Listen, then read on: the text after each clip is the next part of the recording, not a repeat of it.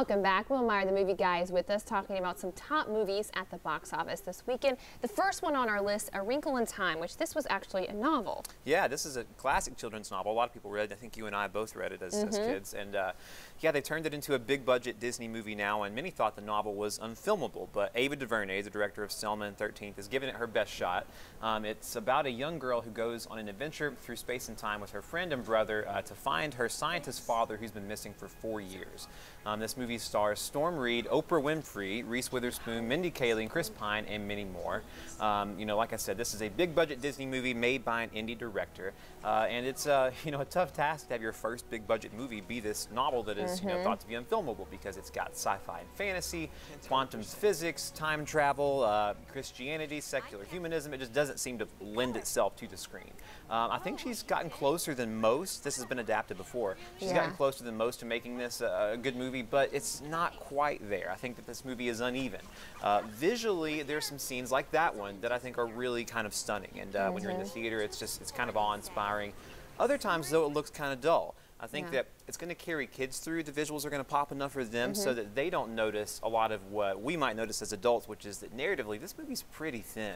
I mean, there are a couple 20-minute stretches I thought were engaging, but there were long sequences where I was really just bored because just nothing is really going on with plot development or character development.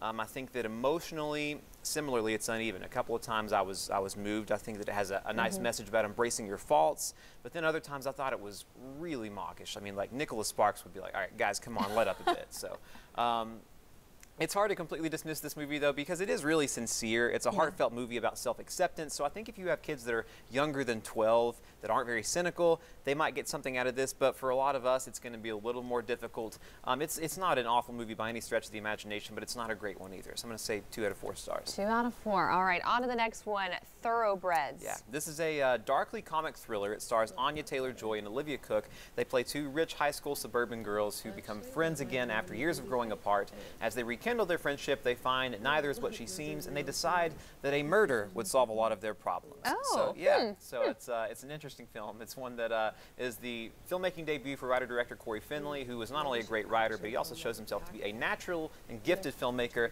This movie is really original. It's got a lot of surprises. I had a smile on my face for a lot of this film because I just had no idea where it was going, and I just thought it was really exciting.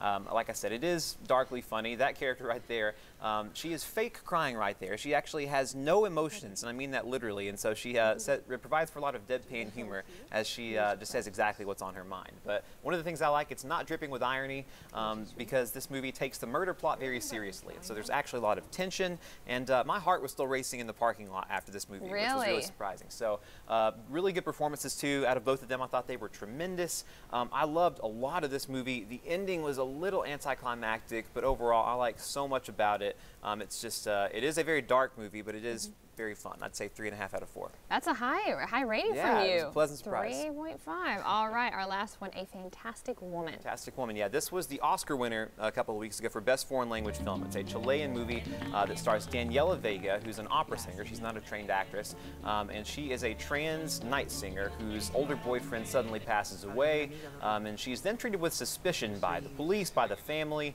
and as she's sort of just berated and persecuted for her appearance mostly, her resilience is really tested. This is a modern film in many ways, but it also feels sort of timeless. It'll remind you of a lot of films about civil rights issues, because it's really just about a person wanting to mind their own business, but they're constantly being judged for the not for the content of their character, but for their physical appearance. And so it's heartbreaking because one awful thing after another happens to this person, and it's enraging because it's usually because of some jerk. And so you really just want to yell at the screen and say, please leave this poor person alone. So I think it's an effective lesson in empathy. It's an interesting movie about identity too, and a great performance out of Daniela Vega, who, like I said, not a trained actress, but I thought she was really good. So 3.5 for this one as well. Awesome. Well, where can we go for more information? My Facebook page, facebook.com/Will Meyer, the movie guy. A lot of people are probably going to be watching a movie today. We'll send it over to Rebecca Sweet with a look at that